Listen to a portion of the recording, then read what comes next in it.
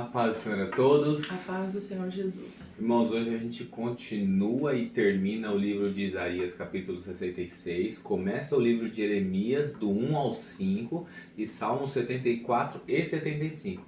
Então não se esqueça de ler completo na sua casa, né? E curta e compartilhe o vídeo.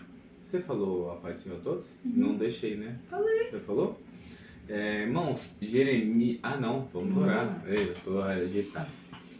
Senhor Deus, meu Pai, te agradecemos mais uma vez meditar na Tua Palavra. Tome em Tuas mãos nossas vidas, Senhor. Nos dê, Pai, acesso à Tua sabedoria para que a gente venha ler e entender a Tua mensagem. Pai, em nome de Jesus, Senhor. Amém. Irmão, Jeremias capítulo 5, a partir do 26. Porque no meio do meu povo se encontram ímpios que andam espiando como espreitam os passarinheiros, como eles preparam armadilhas e prendem os homens, como uma gaiola cheia de pássaros, assim as casas deles estão cheias de fraude, ou seja, coisas que não eram para estarem lá. Por isso se tornaram poderosos e enriqueceram, engordaram, ficaram estufados, e não há limite para as suas maldades. Não julgam a causa dos órfãos, para que ela prospere, nem defendem o direito dos necessitados. Deixaria eu de castigar estas coisas, diz o Senhor? Não deveria eu me vingar de uma nação como esta? Aqui Deus ele já está apontando o castigo que ele vai dar para a nação, porque eles deixaram de fazer as suas mínimas obrigações.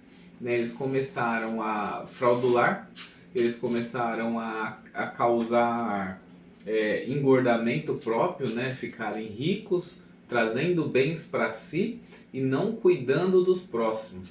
Como a gente sempre diz, Israel era para ser o sacerdote do mundo. Então, se ele era para ser o sacerdote do mundo, vamos colocar hoje como o pastor do mundo, eles tinham que estar lá para cuidar. O pastor ele serve para guiar a ovelha, para cuidar da ovelha, para direcionar a ovelha, para tosquiar a ovelha. Então ele serve para tudo isso. Só que no caso deles não, eles estavam, tudo aquilo que eles aprendiam, que eles tinham de sabedoria, eles puxavam as coisas para eles e não ajudavam os órfãos, nem não julgavam as causas dos órfãos, nem defendiam os necessitados, Aqui fala como necessitados, mas são os pobres, O seu está com pobre? E é uma coisa até que Jesus cita lá na frente depois, na parábola do bom samaritano, quando ele diz que passou um sacerdote e viu o homem caído e não fez nada, e passou um levita, viu o homem caído e não fez nada.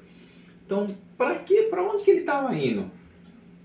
Tem até uma música, do Alisson Inede, do Anderson Freire, que ele diz assim, talvez ele estava até atrasado para o culto, alguma coisa assim, e não cuidou. Era só ir ali e cuidar. Ah, irmão, por que você não veio no culto ontem? Desculpa, tinha um homem lá machucado e tal, eu tive que cuidar dele. Era a obrigação e eles não faziam. Eles estavam indo para lá para quê? Para reunir os tesouros para eles. Como um bom judeu, vamos colocar assim, ironicamente, entre aspas, como um bom judeu, João aponta Judas. Judas, em 6 dias antes da crucificação, 6 dias antes da morte de Jesus, 4 dias antes da morte de Jesus, ele está na casa de Marta e Maria, e Judas está com eles. E quando Maria derrama o perfume aos pés de Jesus, Judas fala assim, não faça isso, é melhor que vendemos e demos aos pobres. Mas João cita que ele não fala aquilo porque ele estava preocupado com o pobre, ele fala aquilo porque ele era ladrão. Ou seja, o recurso foi derramado agora aos pés de Jesus, então eu não tenho mais acesso. Mas se o recurso vem para a bolsa, aí eu tenho acesso. Ou seja, o recurso ele tem que vir para próximo de mim para mim meter a mão. Então era essa daqui a visão deles. Então aqui eles falam, A casa deles está cheia de fraude, está cheia de coisas que não eram para eles fazer, coisas que não eram para eles cometer, e eles cometiam, né? Então, Judas tinha tudo para ser um ótimo adorador, um bom adorador, né? Judas já vem de Judá, ele é literalmente um judeu, o único discípulo que, se fosse botar na ponta do lápis, era o certo para ser o discípulo de Jesus, mas era o que estava contaminado com as fraudulências da tribo. Então, a gente tem que tomar cuidado com as coisas que nos contaminam, que tiram o nosso foco, o nosso objetivo do alvo.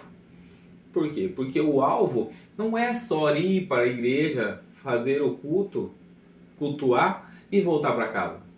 O alvo também é cuidar das pessoas, também é pregar por aí, pregar sim, também é evangelizar de maneira sucinta.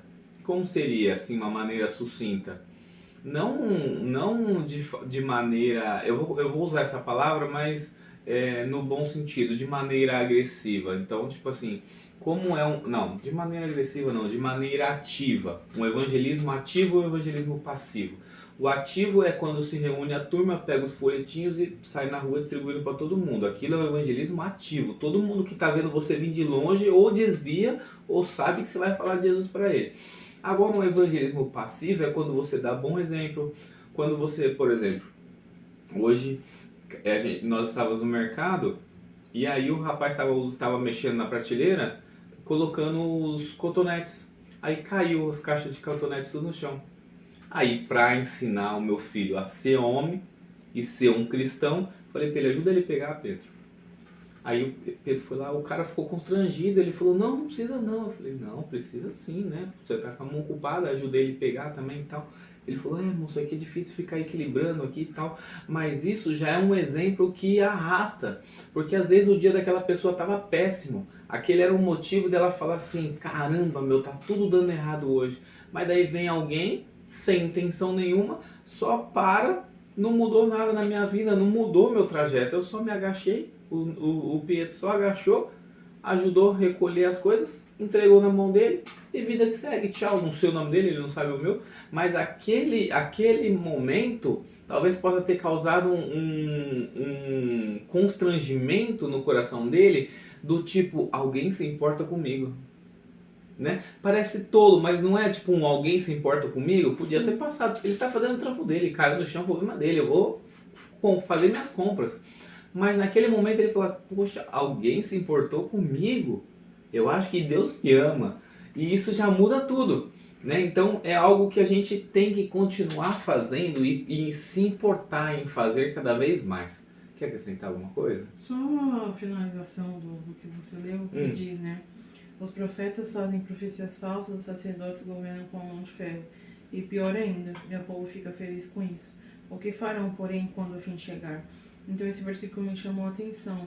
E pior ainda, meu povo fica feliz com isso. Aí me fez lembrar de uma mensagem que você me mandou hoje no Instagram, que fala assim, que a gente tem que combater o erro, né? Do altar. Porque se a gente não fizer nada, a gente está fazendo errado como eles. Sim. Então aqui, ao invés das pessoas baterem de frente, todos foram corrompidos. E assim acontece com a gente acaba se corrompendo, a gente acaba pensando que não tem nada a ver, que é assim mesmo, e aí vai seguindo o sistema, né? Da corrupção, da perversidade, das coisas erradas, ao invés de a gente combater e ser fiel a Deus. Cada vez mais vai adubando o sistema e vai. Só que às vezes parece constrangedor. É que é muito complicado, né? Tipo assim, se olhar, você vai falar, poxa, são 1000 pessoas erradas, eu sou o único que tô falando que é certo. Tá todo mundo contra mim. Se a pessoa não for pancada, a pessoa vai falar, acho que eu que tô errado. É difícil. Né? É igual a entrada do The Chosen. Os peixinhos rodando assim, de repente um peixinho sai e começa a vir na contramão. E a vida com Cristo é andar na contramão. Porque aí, como diz a mensagem, se Deus te deu a capacidade de enxergar o altar quebrado, se você não se comover em lá consertar o altar, você não é diferente das pessoas que quebraram o altar. Verdade. Então, se Elias não tivesse se comovido em primeiro restaurar o altar. Ele era profeta. Não choveu porque ele falou. Agora ele podia ter dito o quê? Agora vai chover porque eu estou falando. Não, primeiro ele foi consertar o altar. Por quê? Porque senão ele ia ser mais um Baal. Ele ia ser mais um servo de Aserá. Ele ia deixar de ser servo de Deus, porque ele não ia se importar com aquilo que Deus se importa. Então primeiro ele vai, ele restaura o altar, porque quando ele restaura o altar, Deus se mostra, e Deus se mostrou, fez só pancada pra frente, porque ninguém sustenta, ninguém fica. Como É ele você disse, contra o mundo. Ele disse isso aqui, né, para Jeremias no começo, que Muitos- vai que eu vou com você. Muitos Todos virão reis lutarão contra você, mas eu sou com nações, você. muitos reis, mas eu estou com você. Então Sim. ninguém vem Mesmo com que você. pareça ao contrário, né? Ande na contramão. Amém? Vamos orar? Senhor, meu Deus, meu Pai, te agradecemos mais uma vez por poder meditar na Tua Palavra. Tome em Tuas mãos nossas vidas, Senhor. Nos ajuda a andar na contramão, Senhor, na Tua reta, em nome do Senhor Jesus, Pai. Amém, Pai. Tchau. Tchau.